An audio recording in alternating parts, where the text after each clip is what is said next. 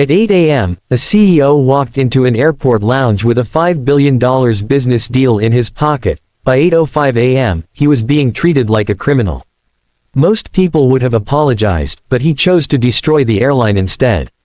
Here is how he did it. The morning began like any other for Marcus Thorne, a man whose presence commanded immediate respect in every boardroom from London to Singapore. As the CEO of Apex Global Innovations, he was accustomed to a fast-paced life of private jets, international negotiations, and the relentless pressure of managing a $5 billion corporate portfolio. On this particular Tuesday, however, his schedule forced him to take a commercial flight for a critical summit in Dubai. He arrived at the airport feeling composed, dressed in a sharp, bespoke navy suit, carrying nothing but a leather briefcase and his smartphone. As he approached the premium security lane, he noticed the atmosphere shift. The security lead, a man with a stern, unforgiving expression, locked eyes with Marcus. Instead of the polite greeting accorded to other passengers in the first-class queue, Marcus was singled out with a harsh, derogatory tone that signaled something far more sinister than mere procedural caution. Despite presenting his credentials,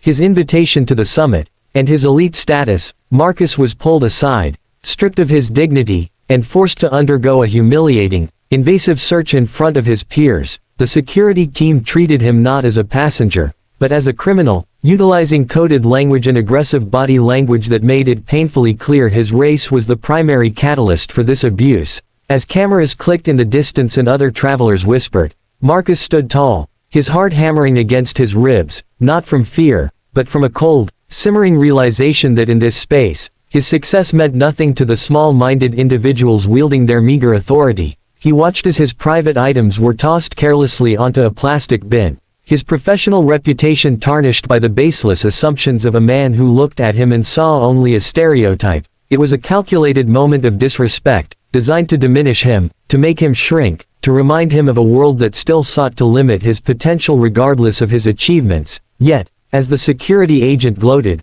Marcus felt a different kind of power rising, a silent, volcanic resolve that would soon alter the landscape of the aviation industry forever, proving that true power lies not in who can exert force in a security checkpoint, but in who can rewrite the rules of engagement when injustice strikes. And if you are inspired by this story of courage and resilience in the face of prejudice and want to follow along as we uncover more tales of individuals who fight back against systemic unfairness, please make sure to subscribe to our channel. Hit the bell icon for updates, and become a part of our community dedicated to amplifying stories that demand accountability and inspire real-world change.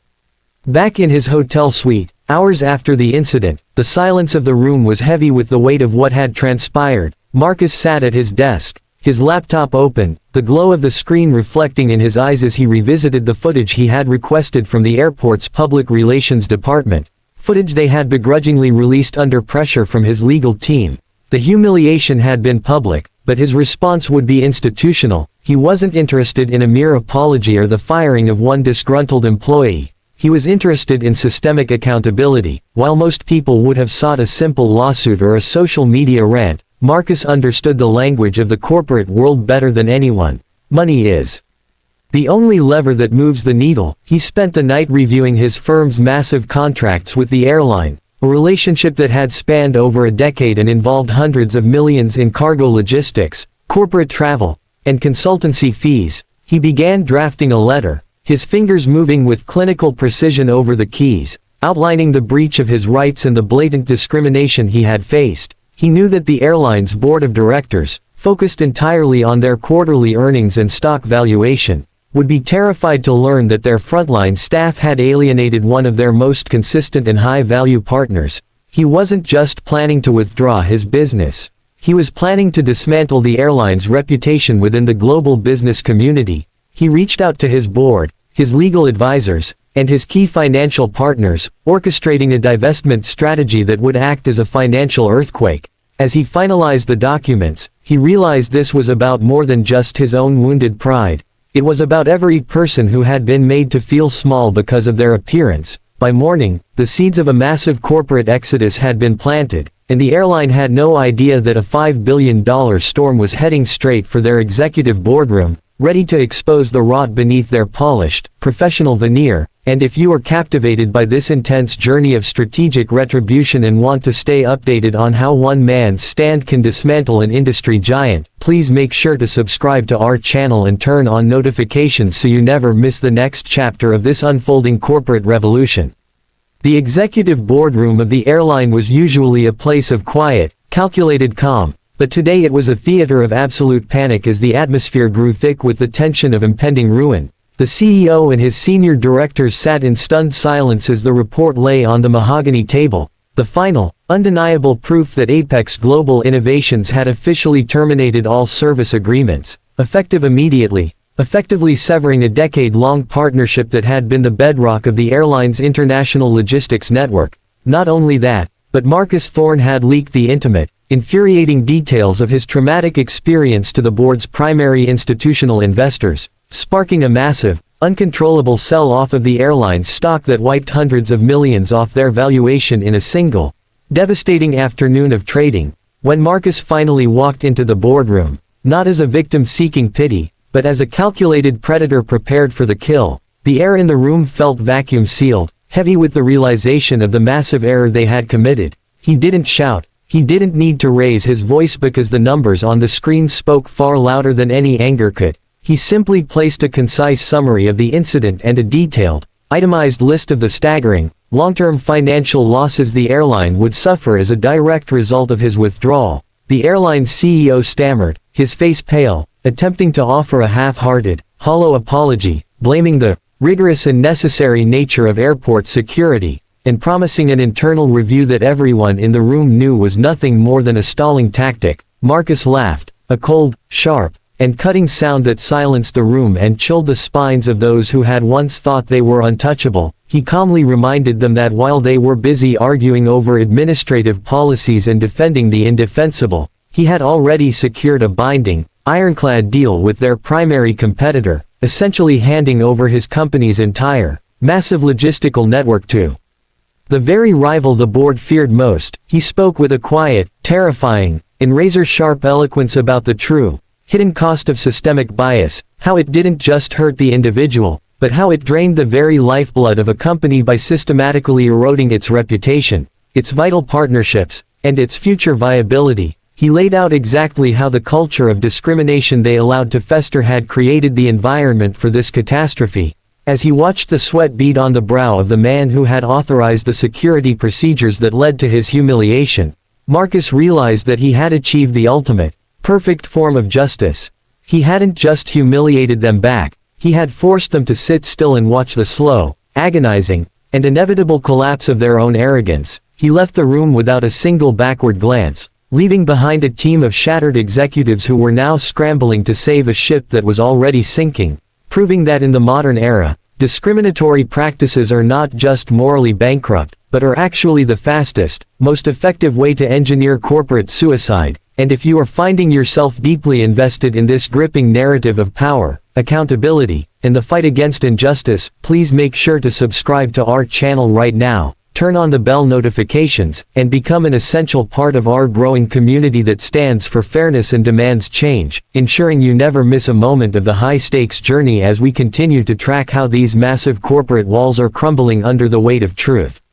The news of Marcus Thorne's bold and unprecedented departure rippled through the global aviation and corporate sectors like a massive, unstoppable shockwave, catching the attention of major news networks and financial analysts who were absolutely stunned by the sheer magnitude of the $5 billion divestment. It wasn't long before the hashtag Thorne Equity began trending worldwide across every single major social media platform, rapidly transforming his deeply personal and traumatic ordeal into a massive, unstoppable global movement against institutional discrimination and corporate negligence. Major global corporations, suddenly eager to publicly align themselves with the progressive values of inclusivity and basic human respect, started meticulously reviewing their own highly lucrative contracts with the beleaguered airline, openly and loudly questioning why they should continue to do business with an entity that had so publicly, callously, and unapologetically mistreated one of the most widely respected and successful black CEOs in the entire global industry. The incident rapidly became a highly publicized, essential case study in elite business schools around the world, serving as a glaring, real-time prime example of how even the most powerful, seemingly invincible conglomerates are incredibly vulnerable when they completely fail to uphold basic human dignity. Meanwhile, the airline's once stable stock price continued its terrifying, uncontrolled freefall into the financial abyss. Its previously sterling corporate branding was irreparably tarnished by the viral footage of the incident, and its deeply flawed executive leadership faced a devastating, unanimous vote of no confidence from an outraged, panicking board of directors who were desperately trying to salvage whatever was left of their rapidly crumbling empire. Marcus, however, strategically stayed entirely above the chaotic fray of the media circus, focusing his immense intellect and vast resources on his own thriving corporate empire while brilliantly using the massive wave of international publicity to actively advocate for strict, mandatory policy changes and comprehensive bias training in security checkpoints across the globe. He quickly became a powerful, inspiring beacon for millions of everyday individuals who had historically felt disenfranchised, humiliated, and marginalized by similar unchecked systems of power, proving beyond a shadow of a doubt that one person, if equipped with the right resources, unyielding determination, and the sheer courage to act decisively, could single-handedly force an entire, deeply entrenched industry to fundamentally re-evaluate its broken moral compass. He received hundreds of thousands of heartfelt, emotional letters and digital messages from people all over the world bravely sharing their own painful stories of being unfairly profiled and targeted by security personnel, prompting him to dedicate a massive portion of his company's philanthropic foundation to aggressively funding and supporting critical legal initiatives for those fiercely fighting workplace and systemic bias on the front lines. The ultimate, sweeping victory wasn't just in the massive amount of capital he expertly saved his company or the massive strategic boost he gladly handed to a grateful industry competitor. It was in the seismic, irreversible cultural shift he created, because by choosing to respond with a strategic, utterly crushing blow to the airline's financial bottom line rather than a fleeting, easily dismissed moment of public anger, he definitively showed the entire world that true power is most effective when it is utilized to hold others to a rigorous, uncompromising standard of excellence, and that the absolute greatest leaders are those who utterly refuse to remain silent when their rights and the fundamental, unalienable rights of others are casually trampled upon by those hiding behind uniforms and bad policies. And if you are completely enthralled by this incredible, momentum-building story of a visionary leader actively tearing down the walls of systemic injustice and want to dive even deeper into the brilliant minds of those who courageously reshape our modern world, please make absolutely sure to hit that subscribe button, smash the notification bell so you never miss an update, and join our highly dedicated community of forward thinkers so we can continue to bring you these powerful, world-changing narratives of justice and triumph. Months later, the global landscape of airport security had begun to undergo a massive, historic transformation that few would have thought possible before the public downfall of the airline. Under the immense, unrelenting pressure from both the outraged public and major, influential corporate clients like Marcus Thorne, the airline, and several other major global carriers that were terrified of suffering the same fate, were finally forced to implement radical, mandatory sensitivity training, ironclad transparency protocols, and truly independent third-party oversight for all of their security personnel. The dark, unchecked era of anything goes behind the intimidating, closed doors of security checkpoints was officially and permanently over, giving way to a new standard of accountability that prioritized passenger dignity above all else. Marcus sat in his luxurious, high-rise office, looking out at the sprawling, bustling city skyline, feeling a profound, deep-seated sense of closure that had absolutely nothing to do with the massive amounts of money he reclaimed or the fleeting nature of international fame. He had successfully stood up to an arrogant, calcified institution that had smugly relied on the outdated, insulting assumption that he would simply stay quiet, that he would accept his painful, public mistreatment as the standard, expected, cost of doing business, but he had proven them all wrong in the most spectacular fashion. He had successfully turned his own personal, intense humiliation into a massive, unstoppable catalyst for profound, structural, and lasting progress across the entire industry. His legacy, he realized with calm clarity, wouldn't be the $5 billion he expertly moved or the empire he built, but the new, unshakable standard of respect he demanded for every single passenger, regardless of their background, their status, or their appearance, he had fundamentally proven to the world that one should never, ever apologize for taking up space, for courageously demanding basic human dignity, or for holding those in positions of power accountable for their blatant, systemic failures. As he picked up his polished, professional briefcase to head to the airport, this time for a flight with a world-class partner that had explicitly, legally agreed to his rigorous diversity and inclusion standards, he felt a renewed, powerful sense of purpose that resonated through every action he took. The world was slowly but surely catching up to the simple,